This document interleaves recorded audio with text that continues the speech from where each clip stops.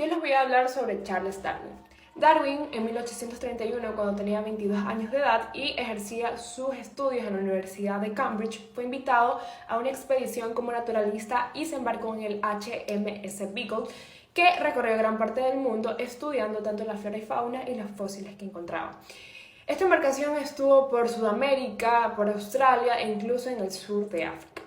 Cuando Darwin estuvo por Sudamérica, ocupó mucho tiempo en el estudio de las especies en las Islas Galápagos porque le llamó la atención dos especies, las tortugas y los pinzones. Las tortugas vio que había una diferencia entre las tortugas que estaban en las islas que eran más frondosas, ya que tenían un cuello corto, a diferencia de las que estaban en islas más áridas, que su cuello era mucho más largo para alcanzar el alimento que estaba más alto que en las islas frondosas, que el alimento la vegetación estaba en el suelo. Eso llamó mucho la atención de Darwin y también los pinzones de distintas islas. ¿Por qué? Porque en sí tenían un parecido en común, pero había diferencias en que los pinzones de diferentes islas tenían rasgos distintos en sus picos. Pero ¿cómo él podía explicar esa diferencia? Y él lo relacionó a cuando por obra de la mano del ser humano se cruzaban especies, se podían modificar ciertos rasgos, pero esto era una selección artificial.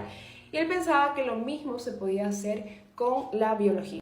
Luego, después de leer a Thomas Robert Malthus, donde publicó un artículo demográfico donde decía que había un aumento de la población en Europa, por lo cual la demanda de alimentos también era más alta, pero los alimentos que existían no eran suficientes para satisfacer todas las necesidades de toda la población. Entonces esto creó una alta tasa de supervivencia, donde sobrevivían los que mejor se adaptaban a las condiciones y adquirían mejor el alimento. Entonces fue aquí cuando Darwin relacionó este estudio con el estudio que él estaba haciendo en las especies. Y llegó como conclusión con la selección natural, que sobrevive no la especie más fuerte, sino que la que mejor se adapta a las condiciones del ambiente. Así relacionó que las tortugas tenían cuello más corto porque su alimento estaba en el piso. Y las tortugas que tenían cuellos más largos tenían que cambiar con el tiempo para que puedan llegar al alimento que estaba un poco más alto. Asimismo, con los pinzones tenían diferentes formas en su pico porque tenían diferentes formas de alimentarse. Los pinzones que se alimentaban de semillas, esos tenían su pico mucho más grande y mucho más fuerte para que puedan abrir las semillas y ingerir lo que estaba dentro. En cambio, los pinzones que tenían un cuello más corto y un cuello más puntiagudo eran los que se alimentaban de insectos. Eso es muy importante porque estos rasgos se podían heredar, es decir, los que desafortunadamente no sobrevivían morían y no dejaban descendencia.